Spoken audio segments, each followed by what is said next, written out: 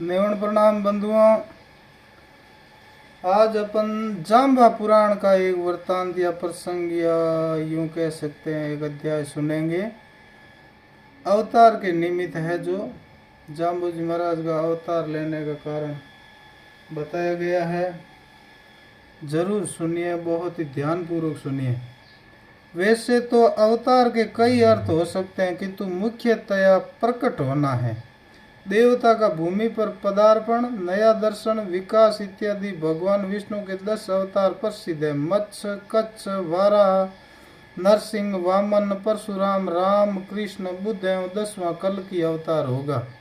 इसी बात को स्वयं जाम्बू जी ने शब्दवाणी में भी कहा है। नव अवतार नमो नारायण, 53 रूप हमारा थियूं। जब जब धर्म की हानि होती है और पाप बढ़ जाता है, तब तब भगवान विष्णु अवतार लेते हैं, उसे ही जन्म लेते हैं, उसे ही अवतार कहा जाता है। गीता में भी कहा गया है, यदा यदा ही धर्मस्य ग्लानिर्भवति भारत अभ्युत्थानम धर्मस्य तदात्मानं सृजाम्यहम्।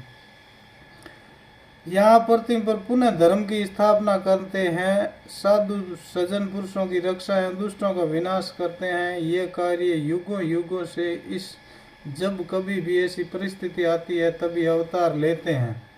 परित्राणाय साधूनाम विनाशाय च दुष्कृताम धर्म संस्थापनार्थाय स्वयं भवामी युगे युगे। ये गीता के उपदेश भी भगवान गुरु जाम्बू जी से मिलते जुलते यानी सेम टू सेम है। द्वापर में भगवान श्री कृष्ण ने अलौकिक कार्य किए। कलयुग के आगमन से पूर्व ही अपनी लीला समेट ली। श्री कृष्ण के पश्चात सदा से उपेक्षित मरुभूमि में कोई ऐसी क्रांति न हो सकी जिससे धर्म का उत्थान हो सके। यहाँ के निवासी सदा ही उपेक्षित रहे। अन्य अवतार महापुरुष कहीं कहीं अन्य देशों में ही प्रचार करते रहे। इस समय धर्म का प्रचार करके लोगों को सचेत करने की महती आवश्यकता थी। लोग धर्म, कर्म, पवित्रता, सोच, स्नान, सत्य, प्रिय भाषण इत्यादि नहीं जानते थे। अज्ञान अंधकार में डूबे हुए थे। नित्य लड़ाई झगड़ा, व्यर्थ का वाद विवाद, चोरी, निंदा, झूठ आदि का कुछ भी ध्यान नहीं था। वैदिक धर्म लुप्त हो गया था, किंतु कल्पित देवी देवताओं की भरमार थी। देवताओं के नाम से पूजा पाठ में जीव हिंसा से भी परहेज नहीं था। जीवों पर दया नहीं थी। खाद्य अखाद्य भोजन का निर्णय नहीं था। जीवन को बर्बाद करने वाले नशे अत्यधिक प्रचलित थे। जीवन जीने की कला नहीं जानते थे। जीवन में मायूसी छाई हुई थी। जीने का कुछ भी लाभ मालूम नहीं पड़ता था। ऐसी अवस्था उस समय 15वीं 16वीं शताब्दी में लोगों की हो चुकी थी। इस प्रकार के अज्ञान अंधकार में लिप्त लोगों को कौन उबारे। अन्य संत महापुरुष तो इस कंटीले कंकरीले कठोर देश से दूर ही रहना पसंद करते थे, जहाँ पीने के लिए जल भी सुलभ न हो। ऐसे देश से भला कौन प्रीति करेगा। भगवान नरसिंह ने प्रहलाद को वचन दिया था कि मैं तुम्हारे बिछड़े हुए जीवों का उद्धार करूंगा। 5 करोड़ सतयुग में पार हो चुके, 7 करोड़ त्रेता युग में, 9 करोड़ द्वापर युग में पार उतर गए, किंतु 12 करोड़ तो अवशिष्ट थे। उन्हें कौन पार करेगा। भगवान श्री विष्णु स्वयं ही जाम्बू जी के रूप में अवतार लेकर आए हैं। यही मुख्य निमित्त कारण है अवतार का। भगवान को अपने भक्त प्रिय होते हैं। उन्हें उबारने के लिए धर्म रूपी नौका लेकर संसार में उतर आते हैं। जहाँ कहीं पर भी छिपे हुए हैं वहीं खोज कर लेते हैं। गुरु महाराज खुद अपनी वाणी से फरमाते हैं, मैं खोजी थापण होजी नाही, खोज लहा दूर खोजूं। जीव चाहे कितने ही नए नए शरीर धारण कर ले, किंतु वह स्वयं ज्यों का त्यों रहता है। जीव में कुछ भी अंतर नहीं हो आता है। नए नए शरीरों में अंतर अवश्य ही आता है। इसलिए जाम्बू जी महाराज ने उन जीवों को पहचाना है था। उनमें जो प्रहलाद पंथी थे उन्हें पार किया। भगवान के अवतार होने का यही कारण होगा। आगे भगवान श्री कृष्ण का जन्म मथुरा में हुआ था। जन्म के तुरंत बाद पिता वसुदेव जी ने देवकी जी की आज्ञा से ही अंधेरी रात्रि में यमुना जी को पार कर गोकुल गांव में पहुंचा दिया था। गोकुल में नंद जी पिता कहलाए तथा यशोदा माता बनी। पूर्ण बाल्यावस्था गोकुल में ही यशोदा की गोद में खेलते हुए व्यतीत कर दी। कृष्ण और बलराम जब बड़े हुए तब उन्हें बुलाने के लिए कंस राजा का गोद में खेलते हुए कंस राजा का भेजा हुआ अक्रूर आ गया। अक्रूर ने ब्रजवासियों को संदेश सुनाते हुए कहा कि आप लोग सालाना कर कंस को चुकता करने चलो। कृष्ण बलराम को भी उनके मामा ने धनुष यज्ञ देखने को बुलाया है, प्रातःकाल ही चलना है।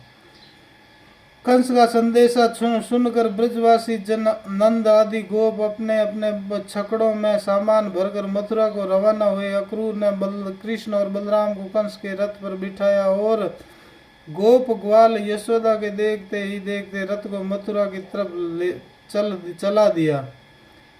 आगे आगे अक्रूर कृष्ण बलराम को लिए हुए जा रहे थे, पीछे पीछे ग्वाल बाल नंद जी आदि जा रहे थे। धनुष यज्ञ का तो बहाना था। कृष्ण बलराम को मामा कंस किसी उपाय से मरवाना चाहता था।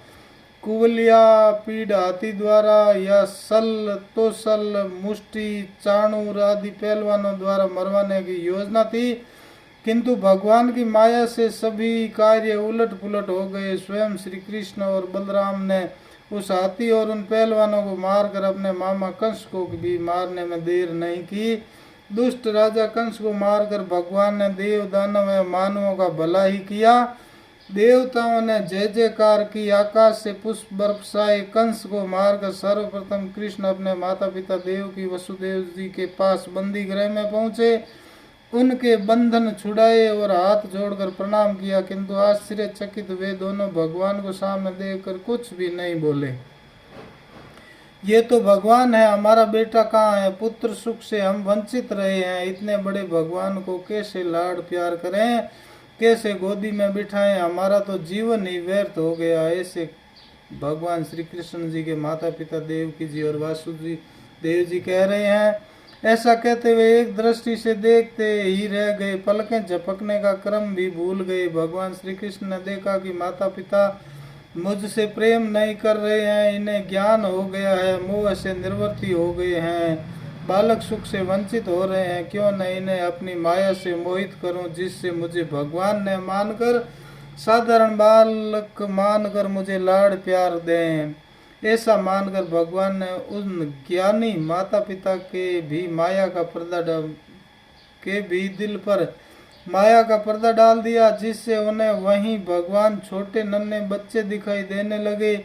माँ का प्यार उमड़ पड़ा, स्तनों से दूध की धारा बहने लगी। गदगद वाणी से माता अपने बच्चे को दुलारने लगी। श्री कृष्ण ने कहा, हे माता, आपने मेरी वजह से बहुत ही दुख उठाया है। कितने वर्षों तक आपको जेल में रहना पड़ा, मैं भी परवश था, आपके पास आ नहीं सका। असली जन्मदाता तो आप ही हैं। मैं भी अपनी जननी से दूर रहा, कुछ भी सेवा नहीं कर सका, मेरा ये दुर्भाग्य ही है। जो मुझे दुलार प्यार दूध माखन आदि माँ के हाथ से मिलना चाहिए था, उससे मैं वंचित रहा हूँ। असली माँ की तो बात ही कुछ और है। अब तक जो कुछ भी हुआ है मेरे जनक, आप भूल जाइए। आगे के लिए फिर कभी आपको इस प्रकार से अकेले छोड़कर नहीं जाऊंगा। सदा ही आपकी सेवा में तत्पर रहूंगा। अब मुझे आप क्षमा कर दीजिए। मैं आपका ही बेटा हूँ, आपके ही पास रहूंगा, निश्चित हो जाइए। भगवान के ऐसा कहने पर वसुदेव जी और देवकी जी ने बिछड़े हुए अपने लाला को गले से लगा लिया। आंखों में आंसुओं की झड़ी लग गई। देवकी ने कहा, हे बेटा, मैंने तो तुम्हें जन्म लेते ही त्याग दिया था। मैं क्या करती, मैं लाचार थी, तुम्हारे नाम मात्र के मामा कंस से भयभीत थी। तुम्हारे जन्म से पूर्व तुम्हारे भाइयों को कंस ने मेरी आंखों के सामने पटक पटक कर मार दिए थे। तुम हमारी अंतिम 8वीं संतान हो। मैंने तो तुम्हारी भलाई सोची थी कि कहीं इस सुंदर सलोने कृष्ण वर्ण के बालक को दुष्ट कंस वही गति न कर दे जो पहले की थी। इसीलिए हे कृष्ण, मैंने तुझे रातों रात गोकुल गांव में नंद जी और यशोदा जी के यहाँ पहुंचा दिया था। इसी का फल आज तुम प्राप्त हुए हो। अन्यथा माँ अपने नवजात शिशु को कहीं भी अपने से अलग नहीं होने देती। बेटा, इस बात का तुम बुरा मत मानना। कहीं ऐसा न हो कि अपने जन्म की बात सुनकर तुम हमें छोड़कर चला जाए। अब तक तो तुम्हारी प्रतीक्षा के मैं समय व्यतीत कर दिया कि बेटा एक दिन अवश्य ही आएगा, कंस को मारेगा और आकर हमें माताजी पिताजी कहकर पुकारेगा। इसी प्रतीक्षा में हमने इतने दिन कारावास में व्यतीत कर दिए, किंतु अब आगे तुम्हारे बिना एक क्षण भी जीवित नहीं रह सकते। इस प्रकार से माया का पर्दा छा जाने से माँ बाप अपनी संतान को प्राप्त करके प्रसन्नचित्त हो गए। माता पिता को मुक्त करके कृष्ण बाग में गए, जहाँ नंद जी तथा अन्य साथी रुके हुए थे, श्री कृष्ण जी की प्रतीक्षा कर रहे थे। अब श्री कृष्ण आएगा तभी साथ में लेकर ब्रज में जाएंगे, कंस को मारने का समाचार ब्रजवासियों को सुनाएंगे, खुशियां मनाएंगे। ऐसी वार्ता चल रही थी कि कृष्ण तो वहां पहुंच गए। सभी कहने लगे, देखो वह हमारा प्यारा कन्हैया आ गया है। कल तो इसने धनुष यज्ञ में चमत्कार ही कर दिया। भरी सभा के देखते ही देखते पलक झपकने के साथ ही उस बलवान राजा कंस को राज सिंहासन से नीचे घसीट लिया और मार गिराया। सभी एक स्वर में कहने लगे, कन्हैया अति शीघ्रता करो, वापिस भी तो चलना है। ये प्रिय समाचार अपने प्रियजनों को भी तो सुनाना है, खुशियां मनानी है। भगवान बोले, हे मेरे प्रिय बंधुओं तथा मेरे पूज्य पिताश्री, अब मैं इस समय वापस ब्रज भूमि में नहीं जाऊंगा, किंतु मैं वचन देता हूँ कि फिर कभी आऊंगा। मैं अवश्य ही आऊंगा, किंतु कब आऊंगा ये अभी नहीं कह सकता। यहाँ कार्य अधिक है, समय थोड़ा है, हो सकता है ये जन्म भी व्यतीत हो जाए। मेरे पूज्य पिताजी एवं माताजी का शरीर भी न रहे, इस शरीर को तो जाना निश्चित है। आप लोग बड़े बूढ़े भी यहाँ से प्रयाण कर जाएं तो मैं फिर किसके पास आऊंगा।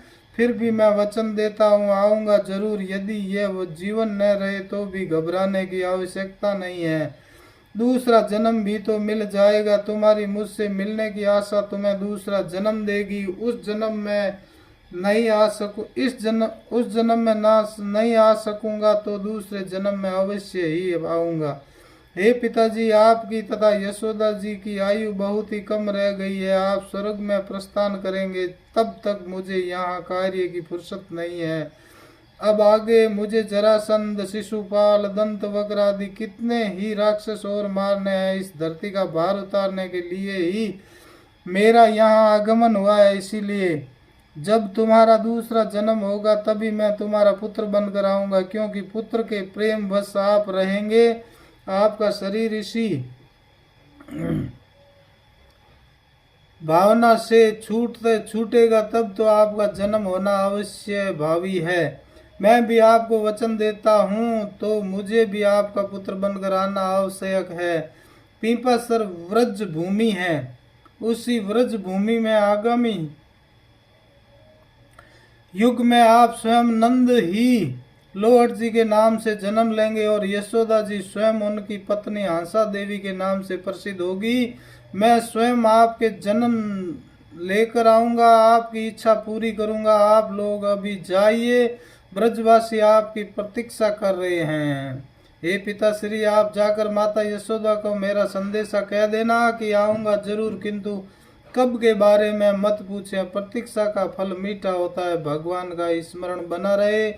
अंत मति सो गति अंत काले च मामेव स्मरण मुक्तवा कलेरवरम। अंत समय में जिसका भी स्मरण करता हुआ मनुष्य शरीर को त्याग करेगा, वही गति यानी जन्म होगा। तुम्हारा यह जन्म तथा दूसरा जन्म भी सफल हो जाएगा। स्वयं श्री कृष्ण भी जाम्बोजी के रूप में अवतार लेकर आए थे, यह भी एक निमित्त कारण था। नंद जी स्वयं हंस रूप से हैं, किंतु लोहट जी के रूप में जन्म हुआ। एक ही आशा घर कर गई कि स्वयं भगवान ही पुत्र के रूप में आ जाए। इसी आशा के में लोहट जी को कोई संतान नहीं हुई थी। अन्य जीव का तो जन्म ही नहीं होगा, क्योंकि आशा भगवान की लगी है। भगवान आएंगे, किंतु तपस्या करनी पड़ेगी तथा प्रतीक्षा भी करनी पड़ेगी। इसी ऊहापोह में लोहट जी एवं हंसा जी की आयु ने वृद्धावस्था को प्राप्त कर लिया। दिल में तो सदा भावना बनी रही कि कुछ न कुछ अवश्य ही होगा, किंतु आयु को देखते हुए आशा निराशा में बदलती जाती गई। इसी प्रकार से लोहट जी और हंसा पिंपासर में रहते हैं। गांव में सामान्य ठाकुर पंवार वंश में उत्पन्न हुए थे। कृषि तथा गो पालन करना अपना कर्तव्य समझते थे। सदा नियमों का पालन करते हुए सुख से जीवन व्यतीत कर रहे थे। घर में अन्न धन लक्ष्मी सभी कुछ था, किंतु कमी एक थी कि वंश परंपरा को आगे बढ़ाने वाला कोई पुत्र नहीं था। हंसा की गोद खाली थी। सभी सुख होते हुए भी महिला बिना संतान के अपना जन्म व्यर्थ मानती है। स्त्री पुरुष किसके लिए जिए यदि संतान नहीं हो तो। सभी ग्रामवासियों के दिन अच्छी तरह व्यतीत हो रहे थे।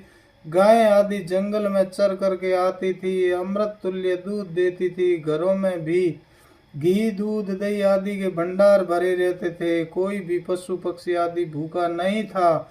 सभी आनंद मंगल में थे। समय पर वर्षा हो जाती थी। सुखी जीवन के लिए बस यही चाहिए था, इससे ज्यादा मांग भी नहीं थी। जो भी परमात्मा प्रसन्न होकर दे देता उसमें ही संतोष सुख का अनुभव करना उनका जीवन हो गया था। अधिक लोभ ही काम क्रोध को बढ़ावा देता है। काम से क्रोध और क्रोध ही विनाश का कारण बनता है। ऐसी परिस्थिति उस गांव की नहीं थी। जिस गांव पिंपासर के ग्रामपति ठाकुर लोहट जी थे वे स्वयं ही संतोषी भगवान के प्रिय भगत थे। यथा राजा तथा प्रजा जैसी राजा वैसा ही प्रजा। समय सदा एक रस नहीं रहता। सुख के पीछे दुख भी आता है तथा दुख के पीछे सुख भी आता। दुखिया है जो सुखिया होसी करसी राज गहिरू। बिना दुख के सुख का पता नहीं चलता। सुख के लिए दुख का आना भी जरूरी है। यही पिंपासर वासियों के लिए एक दुख का हल्का झटका लगा।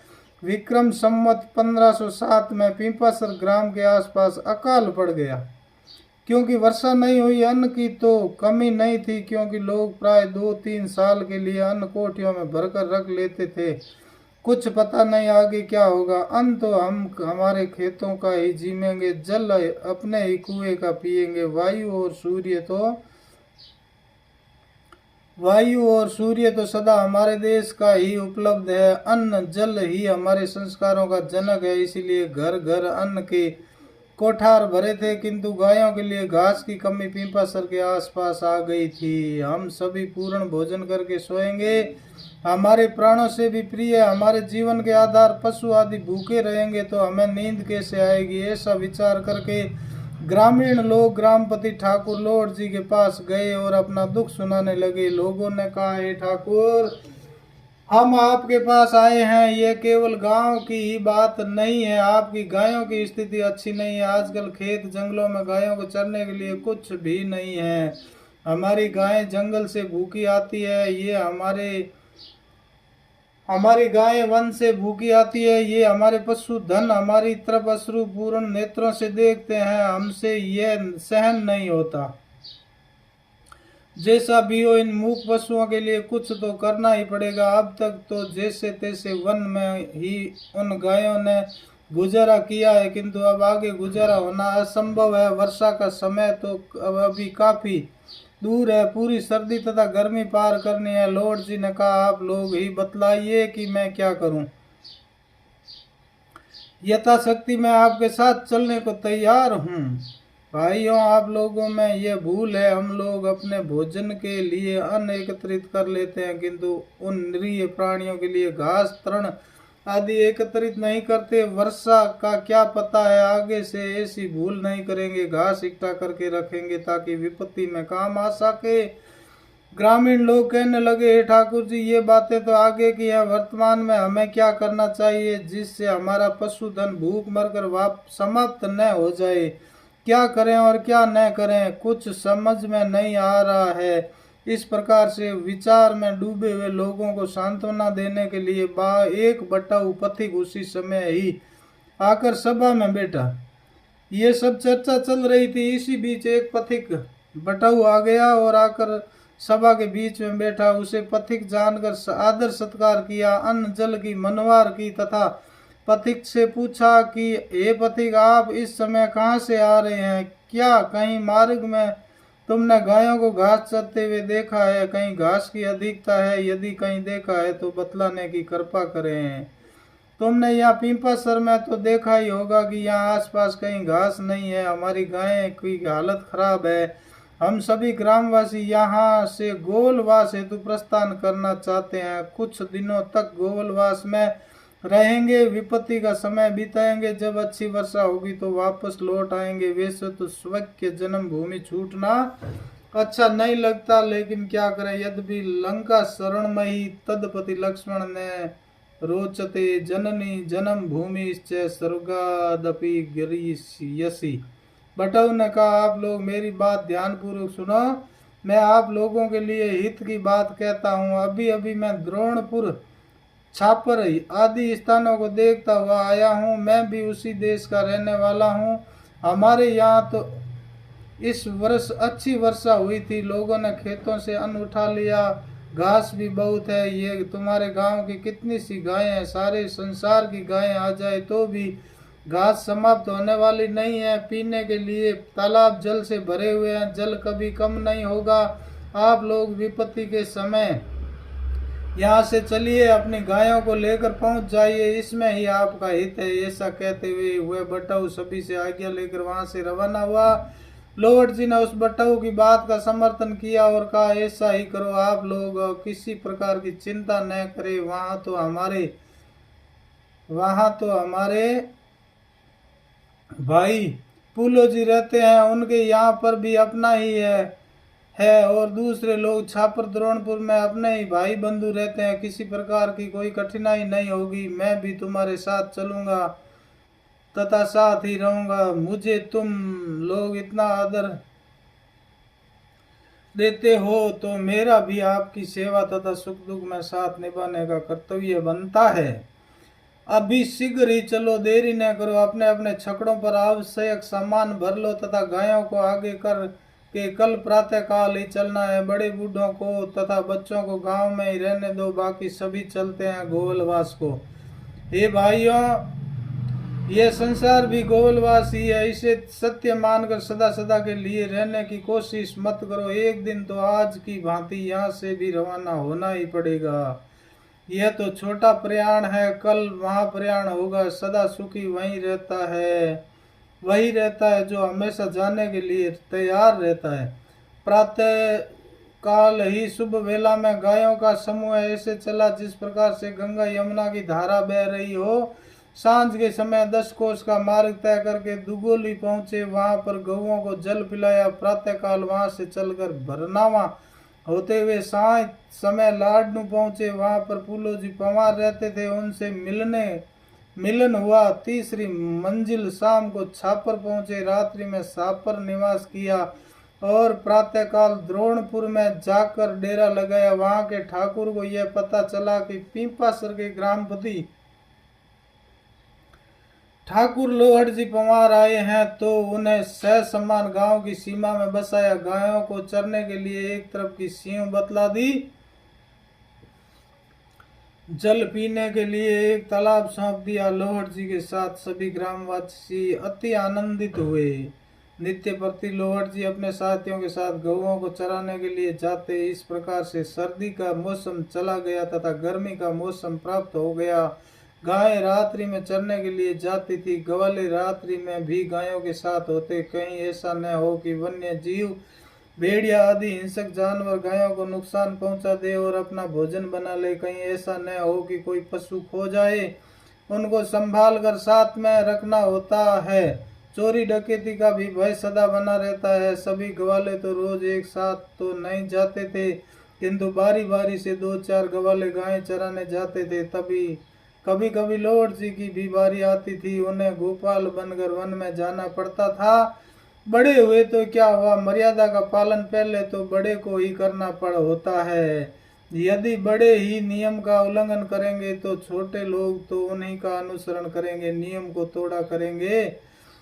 प्रथम वर्षा तो चैत्र में ही हो गई, जिससे हरियाली हो गई थी, तालाबों में जल भर गया था, गायें हरी भरी घास चर कर आनंदित हो रही थी। दूसरी वर्षा भी समय पर अक्षय तृतीया को हुई थी, जो खेत जोतने का उपयुक्त समय था। नव वर्ष प्रारंभ हो गया था। इस वर्ष भगवान बड़े ही प्रसन्न थे। लगातार समय पर वर्षा हो गई थी। किसान हर्ष से फूले न समाते थे। अपने अपने हल, ऊंट तथा बैलों को लेकर खेत जोतने को जा रहे थे। लॉर्ड जी भी गायें चराते हुए सबकी खुशी में अपनी खुशी प्रकट कर रहे थे। इसी प्रकार एक दिन वर्षा हुई। उस दिन गऊओं को चराने की बारी लॉर्ड जी की थी। रात्रि में अंधेरा था। अमावस्या के आसपास के दिन थे। लॉर्ड जी अंधेरी रात को पार करके ब्रह्म मुहूर्त में गायें जंगल से लेकर वापस अपने स्थान की ओर आ रहे थे। स्नान संध्या की वेला है। अति शीघ्र वापस पहुंचना है। नियम का पालन करना है। कहीं सूर्योदय हो जाएगा तो नियम भंग हो जाएगा। स्नान सूर्योदय से पूर्व हो जाए तो संध्या सूर्योदय के साथ ही की जा सकती है। गायें भी शीघ्रता के साथ अपने अपने बछड़ों के पास पहुंच जाना चाहती थी। रात्रि में भरपेट घास खाया है तथा दूध स्तनों में उतर आया है। अपने बछड़ों को दूध पिलाना चाहती है। लॉर्ड जी गायों के साथ ही द्रोणपुर के निकट पहुंच चुके हैं। शीघ्र ही अपने स्थान को पहुंच जाएंगे। द्रोणपुर का जोधा जाट भी जल्दी में था। रात्रि में ही छकड़े पर बीज, हल आदि खेती का सामान लाद कर खड़ा कर दिया था, क्योंकि सुबह जल्दी ही घर से रवाना हो जाना था। तब तक सभी लोग सोते रहेंगे। पशु पक्षी, मानव दानव आदि कोई सामने मिलेगा नहीं। तब तक अपने खेत में जाकर हल जोड़ दूंगा। यदि देर हो जाएगी तो कोई अपशकुन हो जाएगा। अपशकुन हो जाने पर खेती करना व्यर्थ हो जाएगा। एक भी दाना नहीं होगा। भयंकर दुष्काल पड़ेगा। ऐसा विचार करते हुए जोधा अपने घर से बाहर निकला ही था कि सामने पीपासर के ग्रामपति ठाकुर लॉर्ड जी पंवार मिल गए। उन्हें देखते ही जोधा दुमना हो गया। आगे जाऊं या पीछे, ऐसा विचार करते हुए वहीं खड़ा हो गया। न आगे जा सका और नीचे न पीछे ही मुड़ सका। कहा भी है, गाड़ी जोड़ी गांव सु सुने सुगन निर्धार निकट सतई सामा मिल्या। लोहट जी पंवार देखत ही दुमनो भयो। बोलियो वचन करूर, दाणो एक न होइसी पड़सी काल जरूर। लॉर्ड जी ने संबोधित करते हुए कहा, भाई क्या बात है, रुक क्यों गए? आगे बढ़ो। तुम्हारे खेतों में अच्छी वर्षा हुई है। बाजरी बोने का समय अनुकूल है। जोधा कहने लगा, मैं क्या कहूँ, किसे दोष दूं? जिन अपशकुनों से बचना चाहता था वही हुआ जो मैं नहीं चाहता था। तुम्हारे जैसे संतानहीन का दर्शन आज मुझे इस पवित्र बेला में हुआ है। तुम ये मानो कि आज मेरे घर तो बिजली ही गिर गई है। जोधा लॉर्ड जी को कटु वचन कह रहा है कि आप संतानहीन के दर्शन हो गए, इसीलिए मेरे घर पर बिजली गिर गई जैसी बात है। ऐसा कहते हुए जोधा वापस अपने घर की ओर मुड़ गया। लॉर्ड जी को एक झटका लगा। सोए हुए थे, जग गए। मेरा मुंह देखने से अकाल पड़ जाता है। अन्न धन धान्य नहीं होता। सभी जीव मेरी वजह से दुखी होंगे, ऐसा ही है। जोधा कह रहा है, यदि ऐसी ही बात है तो मेरा जीना किस काम का? ये जीवन जीकर भी मुझे क्या मिलेगा? केवल अपयश अपमान के अतिरिक्त जिंदगी में क्या रखा है? मैं तो विष की घूंट ही पी जाऊंगा। किंतु मेरी वजह से अकाल पड़े और अनादि न हो तो सभी जीव दुखी होंगे, ये मैं कदापि नहीं चाहता। इसीलिए अब एक क्षण भी मुझे जीने का अधिकार नहीं है। ऐसा विचार करते हुए लॉर्ड जी भी वापस मुड़ गए। अब तो वापस लौटकर गोवलवास में जाना नहीं है, ऐसा विचार करते हुए जंगल की तरफ चल पड़े। बालक ग्वाल मिल गए। उन्हें समझाते हुए कहने लगे कि हे साथियों, अब मैं तो वापस जंगल की राह पकड़ रहा हूँ। आप लोग वापस अपने अपने निवास स्थान पर जाइए। हमारे पशुधन को भी मैं आज से आपके ही सुदूर करता हूँ। सभी को राजी खुशी का समाचार देना। तुम्हारा मेरा साथ बस यहीं तक था। अब आगे तुम्हारा और मेरा भगवान ही मालिक है। या तो कार्य ही पूरा करूंगा या शरीर छोड़ दूंगा। तीसरा कोई विकल्प नहीं है। गर्मी का मौसम था। लॉर्ड जी भयंकर गहरे वन में जाकर ध्यानावस्थित हो गए। परमात्मा भगवान विष्णु जगत के पालन पोषण करता है। वही बचाएंगे या मारेंगे तो दोनों हाथों में लड्डू है। बचाएंगे तो इच्छा पूरी करेंगे, अन्यथा अपने ही पास बुलाएंगे। वह भी स्वीकार है। भगवान या तो बचा लेंगे या आपके पास बुला लेंगे, दो ही ऑप्शन है। बिना अन्न जल के मानव रहित वन में लोहट जी ने तपस्या प्रारंभ की। मन प्राणों को जीत करके एक टक दृष्टि से भगवान में ध्यान लगाकर बैठे हुए मूर्तिमान स्वयं शिव ही मालूम पड़ते थे। बिना अन्न जल के प्राणों को कैसे धारण करेंगे? ये कोई शिव सदृश योगी तो है नहीं, एक साधारण किसान ही तो है। उन्होंने कोई योग साधना का अभ्यास तो किया नहीं, किंतु श्रद्धा भाव बलवान है, इसी के सारे तपस्या में संलग्न हुए हैं। गोवलवास में हंसा देवी अपने पति के आने की प्रतीक्षा कर रही है।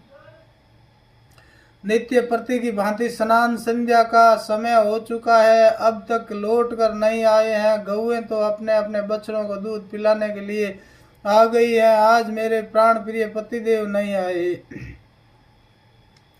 बाहर जाकर देखूं तो शायद अति शीघ्र ही आते होंगे। लोहट जी तो आते दिखाई नहीं दिए, किंतु एक बालक ने आकर धीरे से कहा, हे दादी, आज हमारे दादाजी तो वन में तपस्या करने चले गए हैं। हम लोग भी पीछे पीछे जा रहे हैं, किंतु हमें वापस लौटा दिया। हम भी पीछे पीछे जा रहे थे, किंतु हमें वापस लौटा दिया। वे आज नहीं आएंगे। दादाजी, ये बछड़े हुए एवं गायें आपकी तरफ एकटक दृष्टि से देख रहे हैं।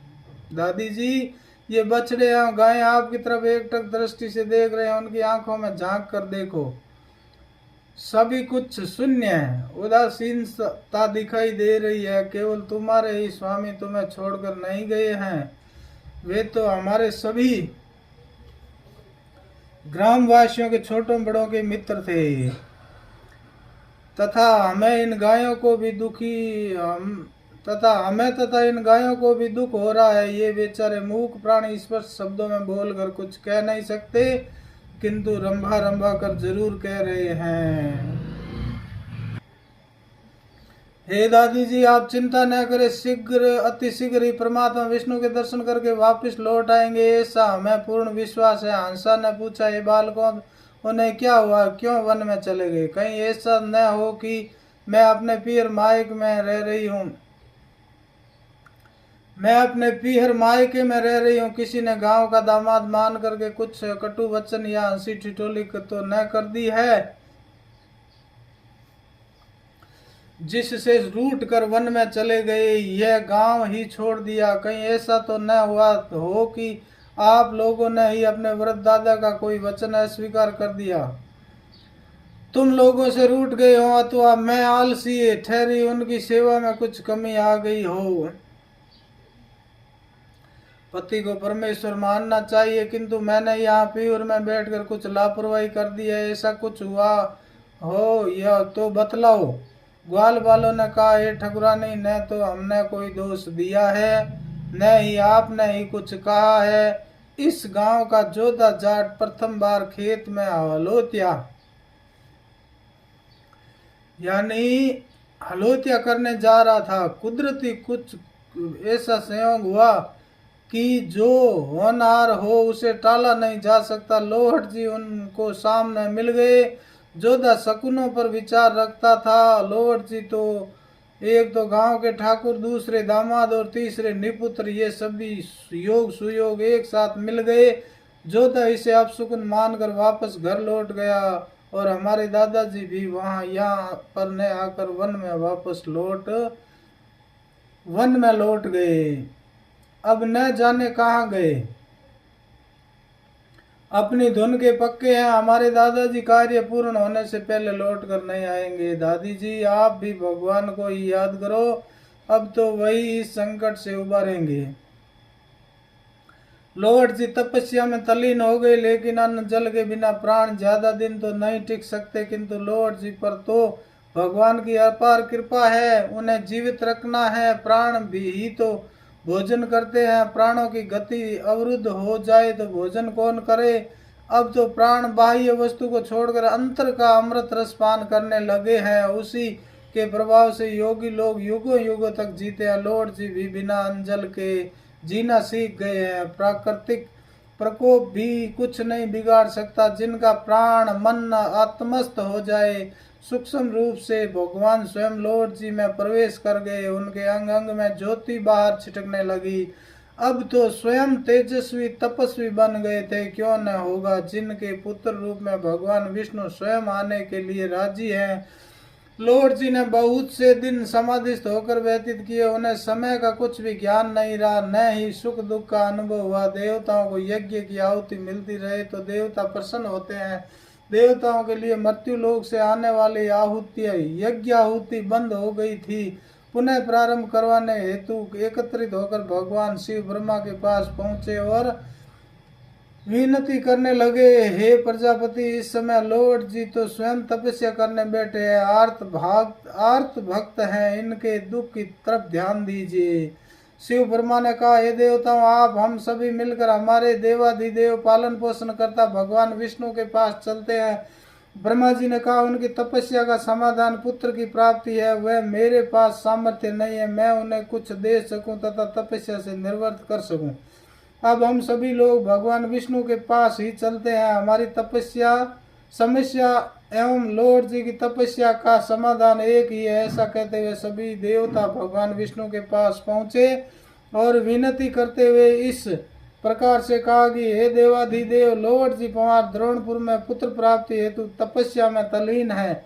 ये समय सर्वथा अनुकूल है। आप ही हमारे कष्ट एवं लॉर्ड जी की व्यथा दूर कीजिए। हम सभी देवता मिलकर के कुछ भी नहीं कर सकते, किंतु आप अवतार लेने में क्षमता रखते हैं। पूर्ण अवतारों की भांति इस समय हमारी विपत्ति दूर कीजिए। मृत्यु लोक में यज्ञ आदि बंद हो चुके हैं। जो सुगंधि सर्वतर होने चाहिए थे उसका लोप ही हो गया है। पुनः प्रारंभ करवाइए, उसके बिना हम देवता दुर्बल हो रहे हैं। राक्षसों की ताकत बढ़ती जा रही है। देवीय शक्ति का हास एवं आसुरी शक्ति का बढ़ावा रोकिए। बेचारा मानव दोनों संस्कृतियों के बीच में पीसा जा रहा है।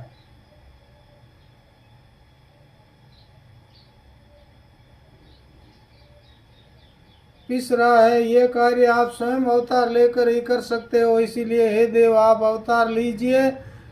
ये वही लोहट जी नंदराय जी है तथा हंसा देवी जी स्वयं आपकी माता यशोदा जी है और वही पिंपसर ब्रज भूमि है।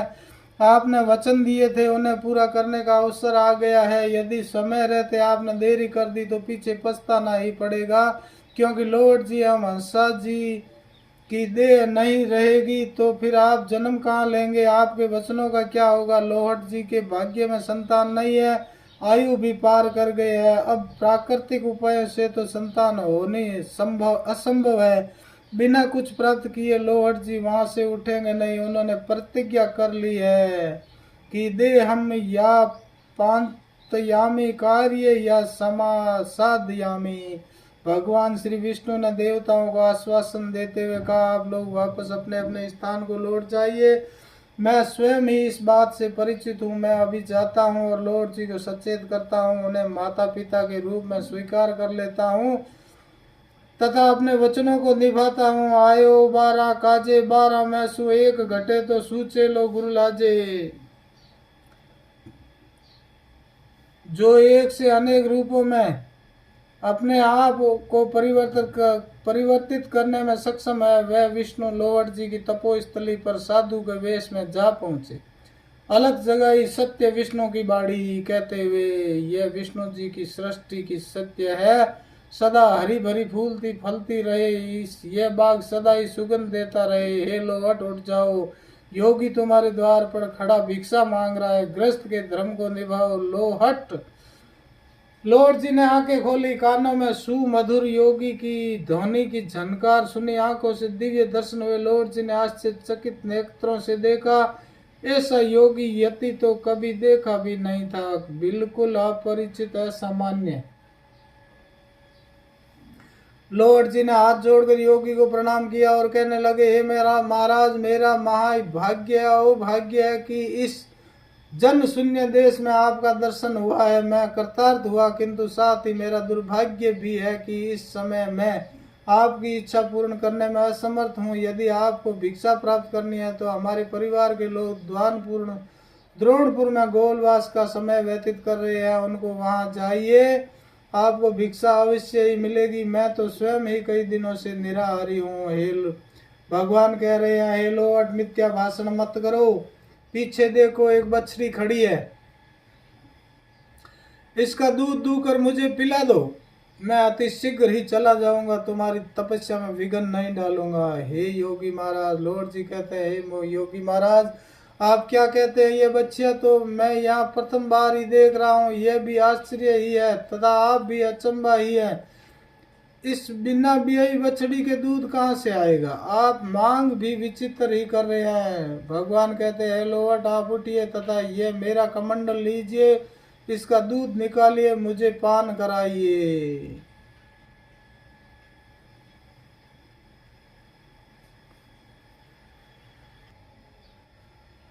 आप मेरी बात पर विश्वास कीजिए, अभी तुम्हारी यह तपस्या सफल होगी। योगी के वचनों पर विश्वास करके लोहट जी उठे, योगी का कमंडल ग्रहण किया, बच्ची के पीठ पर हाथ फेरा और दूध में बैठ गए। तत्काल ही स्तनों में दूध उतर आया। दूध तो स्नेह से उतरता है, वह स्नेह प्रकृति से प्राप्त परमात्मा का हुआ। ईश्वर के आशीर्वाद से बच्ची के दूध उतराया, कमंडल भर गया, लाकर योगी को दिया और कहा, हे भगवान, अब दुग्ध पान कीजिए। योगी ने लॉर्ड जी से कहा, इस दूध को तुम पी लो, यह ईश्वरीय प्रसाद है, यह तुम्हारी तपस्या का फल है, इसको पान कर लोगे तो तुम्हारी मनोकामना पूर्ण हो जाएगी। लॉर्ड जी ने प्रेम से परमात्मा का प्रसाद पीने के लिए होठों पर लगाया। प्रसाद का प्रेम रस हृदय में प्रवेश कर गया। उसी समय ही भगवान वहां से अंतर्ध्यान हो गए। आकाशवाणी की ही सुनाई दी कि अब तुम तपस्या से निवृत्त हो जाओ, वापस अपने घर चले जाओ, मैं तुम्हारे पुत्र रूप में नए वर्ष में आऊंगा। जब तुम्हारे गांव वन में पुनः वर्षा होगी, हरियाली का साम्राज्य हो जाएगा, खेतों में नया अन्न फल आदि मिलने लग जाएगा, तब मैं आऊंगा। तुम उठो, घर जाओ, अपना कार्य करो। लोहट जी एक दृष्टि से देखते रह गए। यह तो एक चमत्कार हुआ है। ईश्वर की जैसी इच्छा मेरे घर पर भगवान स्वयं ही आएंगे। क्या यही भगवान जिन्होंने अभी अभी दर्शन किए थे? ये तो भगवान वस्त्रधारी योगी थे। अच्छा है, जो भी जैसे भी हो आएंगे तो अवश्य ही। आगे से लोग मुझे निपुता कहकर तो नहीं पुकारेंगे, मेरा मुंह देखने से अकाल तो नहीं पड़ेगा, मैं अकाल पड़ने में निमित्त कारण नहीं बनूं और संसार में जीवित रहूं, यह कैसे हो सकता है?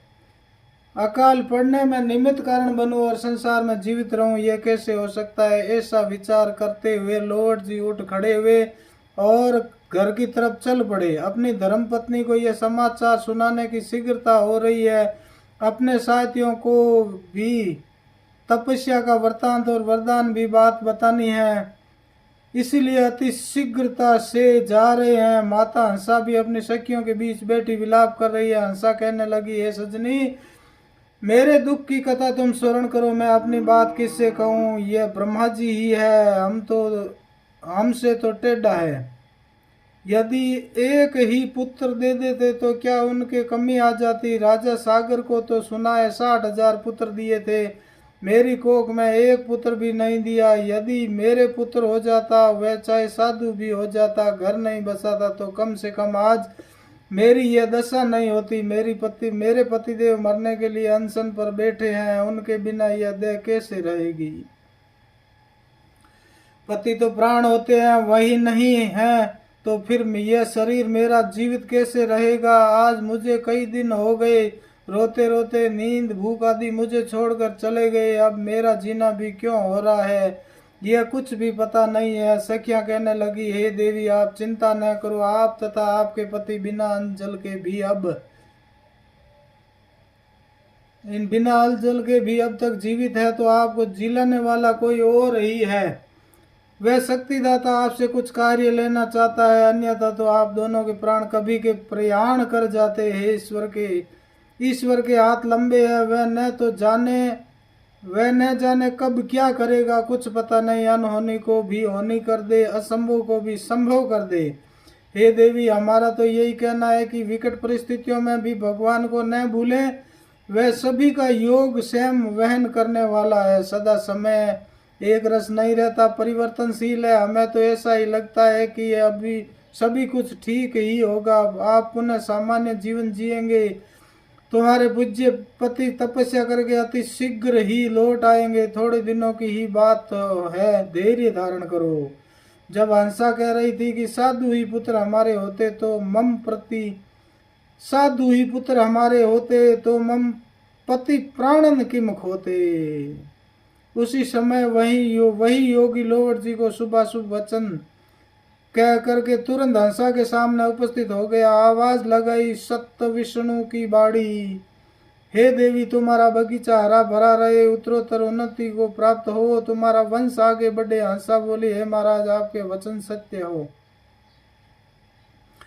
किंतु सत्य होने में मुझे संदेह है, क्योंकि यही तो नहीं हो रहा है, जो हम चाहते हैं वही होगा कैसे?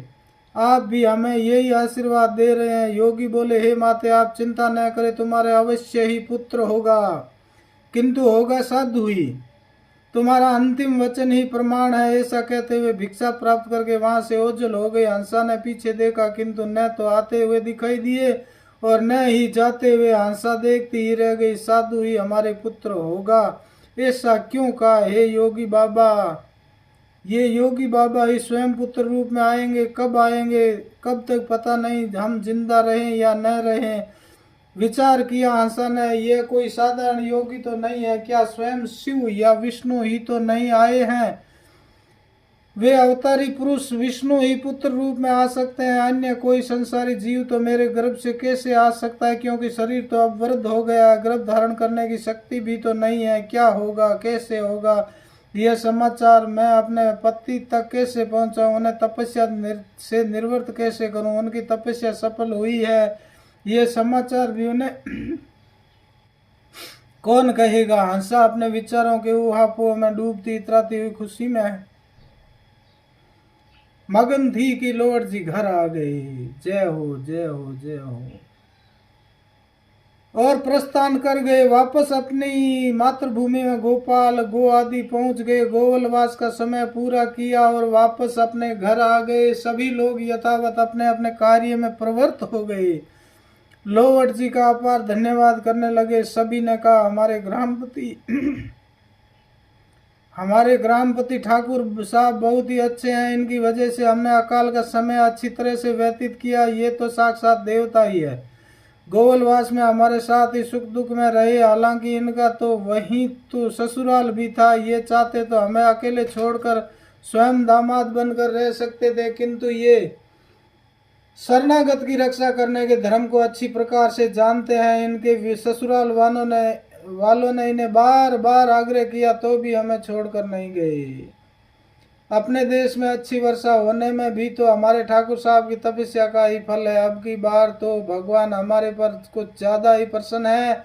ऐसा लगता है कि भगवान स्वयं ही इन घास धान पेड़ पौधों के रूप में प्रकट हो रहे हैं। कुछ लगता है कि क्या होगा, प्राचीन रूढ़ियों को तोड़कर असंभव ही संभव होने लगा जा रहा है। संपूर्ण प्रकृति आनंद विभोर हो रही है। इस वर्ष भाइयों, प्रकृति रूपी स्त्री का पति परमेश्वर से मिलन हो गया है, किंतु पूर्व वर्षों में तो ऐसा नहीं था। प्रकृति अपने पुरुष चेतन के अभाव में उदासीन रहती थी। आप देखिए, जहाँ देखो वहाँ प्रकृति पूर्णतः खिली हुई है, अपने यौवन रूप पर पूर्णता को प्राप्त हो रही है। ओम ओम। हंसा कहने लगी, हे पतिदेव, मैं क्या कहूँ, कुछ कहा नहीं जाता, किंतु कुछ कहे बिना रहा भी नहीं जाता। मेरी इस अवस्था को देखती हूँ तो निराशा होती है। जब योगी के वचनों पर विश्वास करती हूँ तो पुत्र होने की आशा जगती है। मेरे शरीर में कुछ गर्भ जैसा मालूम पड़ता है, लेकिन हिलता डुलता सा तो मालूम नहीं पड़ता है। यदि गर्भ में बच्चा हो तो भार होना चाहिए, किंतु वह तो बिल्कुल ही निर्भार है। उस अवस्था का बखान कैसे करें? जो कोई सुनेगा वही हंसी उड़ाएगा। वे जाने कहा क्या कहेंगे। लोगों के लिए तो जितने मुंह उतनी बात है, लोगों के लिए तो जितने मुंह उतनी ही बातें होंगी। लोहट जी कहने लगे, हे देवी चुप ही रहना ठीक है। समय व्यतीत हो जाने पर वृक्ष के फल फूल नहीं लगते। इस प्रकार से वार्ता चल रही है। भगवान विष्णु का अवतार होने वाला है बंधु। आगे की कथा में मैं सुनाऊंगा, ये कथा श्रवण कीजिए। आगे का वृत्तांत अगले अध्याय में सुनाई देंगे। जय हो, बोलो श्री जम्बेश्वर भगवान की जय।